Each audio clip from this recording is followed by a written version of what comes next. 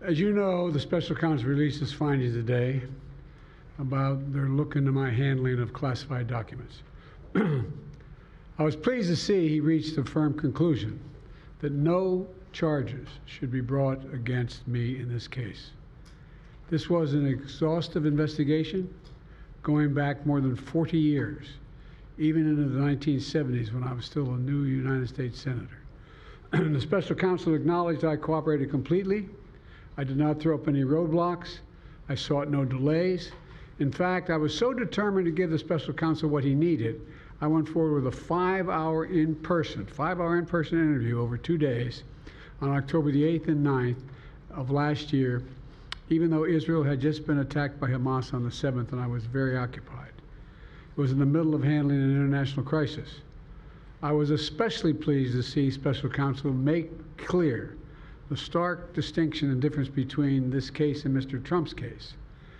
The special counsel wrote, and I quote, "Several material distinctions between Mr. Trump's case and Mr. Biden's are clear," continuing to quote, "Most notably, after given multiple chances to return classified documents to avoid prosecution, Mr. Trump allegedly did the opposite.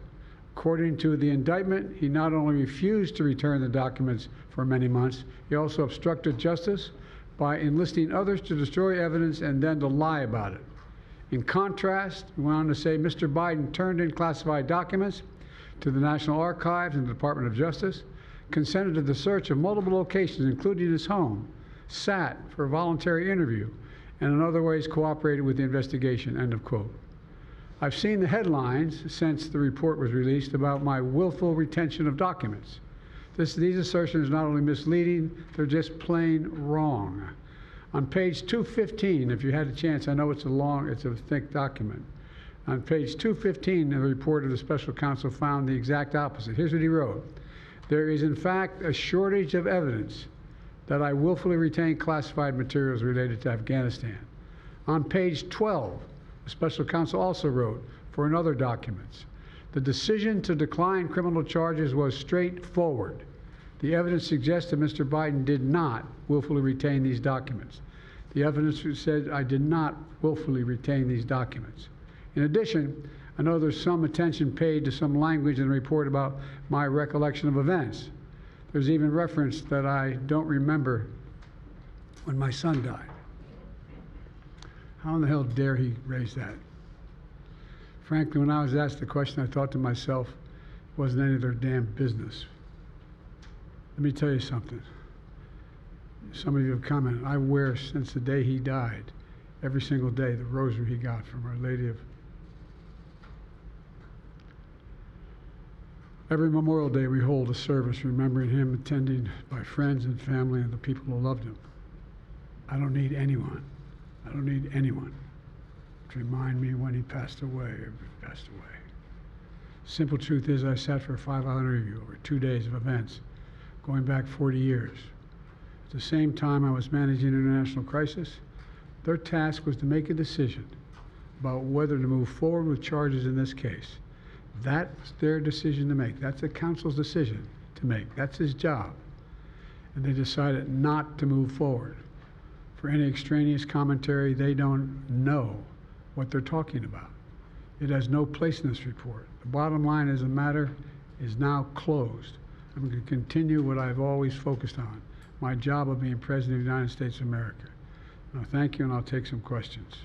President Biden, something the special counsel said in his report is that one of the reasons you were not charged is because, in his description, you are a well-meaning elderly man with a poor memory. I'm well-meaning, and I'm an elderly man, and I know what the hell I'm doing. I've been president. I put this country back on its feet. I don't need his recommendation. It's totally How bad is your memory, and can you continue as president? My memory is so bad I let you speak. That's your memory has gotten worse, Mr. President? My memory has not gotten. My memory is fine. My memory. Take a look at what I've done since I become president. None of you thought I could pass any of the things I got passed. How'd that happen? You know, I guess I just forgot what was going on. Mr. President. Voters have concerns about your age. How are you going to assuage them? And do you fear that this report is only going to fuel further concerns about your age? Only by some of you. Mr. President, Mr. President, cleared up criminal liability today. But do you take responsibility for at least being careless with classified material? I take responsibility for not having seen exactly what my staff was doing. It goes in and points out things that appeared in my garage, things that came out of my home, things that were moved not by me, but my staff.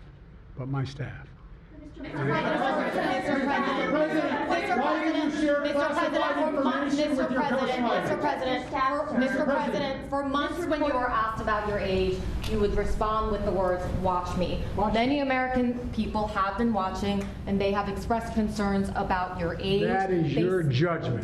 That is your judgment. That is not the judgment of the press. They express concerns about your mental acuity. They say that you are too old.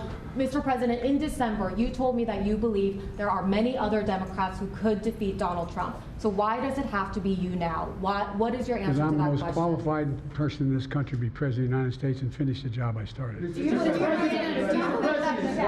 that, guys? Mr. President, why are you confusing the names of world leaders? Thank you, everyone. Thank you very much. I did not share classified information. I did not share it. With your ghostwriter. With my ghostwriter, I did not. Guarantee you did not. But the What special counsel said in the Well, no, report he that he did did. not say that. Okay. He did not say that. But Mr. President, one Well, other. let me answer your question. The fact of the matter is, what I didn't want repeated, I didn't want him to know, and I didn't read it to him, was I had written a long memorandum to President Obama why we should not be in Afghanistan. And I was of this multiple pages. And so what I was referring to, I said classified. I should have said should be private, because it was a contact between the president and the vice president as to what was going on. That's what he was referring to. It was not classified information in that document. That was not classified.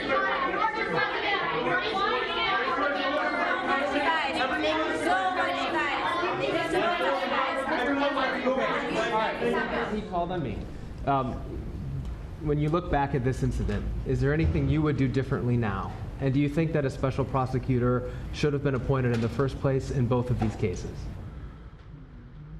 First of all, what I would have done is oversee the transfer of the material that was in my office, in my offices. I should have done that. If I go back, I didn't have the responsibility to do that. That was my staff was supposed to do that, and they referenced that in the report. And my staff did not do it in the way that, for example, I didn't know how half the boxes got in my garage until I found out staff gathered them up, put them together, and took them to the garage in my home. And all the stuff that was in my home was in filing cabinets that were either locked or able to be locked. It was in my house. It wasn't out in, like in Mar-a-Lago, in a public place and none of it was high classified. Didn't have any of that red stuff on it. You know what I mean, around the corners? None of that. And so I wish I had paid more attention to how the documents were being moved and where. I thought they were being moved to the archives. I thought all of it was being moved. That's what I thought. Now, what was the last part of your question? Whether a special counsel should have been appointed in this case and in the case of your rival president, former president. I think a special counsel should have been appointed. And the reason I think a special counsel should have been appointed is because I did not want to be in a position that they looked at Trump and weren't going to look at me, just like they looked at the vice president. And the fact is, they made a firm conclusion. I did not break the law, period. Thank you all very, very much.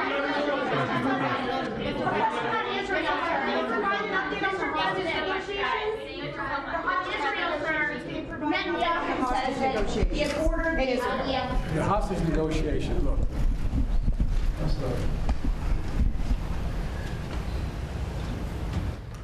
I'm of the view, as you know, that the conduct of the response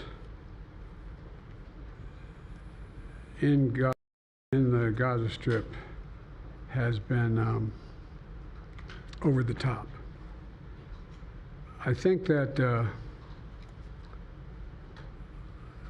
as you know, initially the president of Mexico, Sisi, did not want to open up the gate to allow humanitarian material to get in.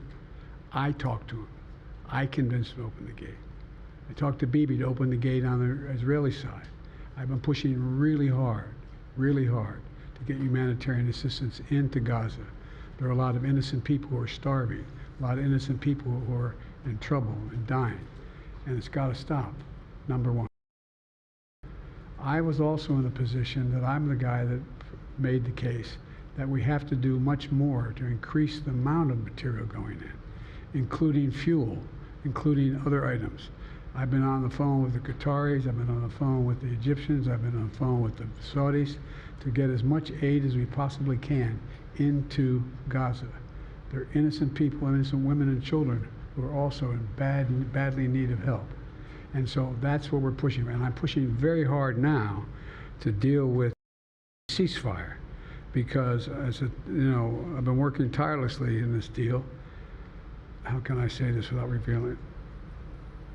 To lead to a sustained pause in the fighting, in the actions taking place in the Gaza Strip.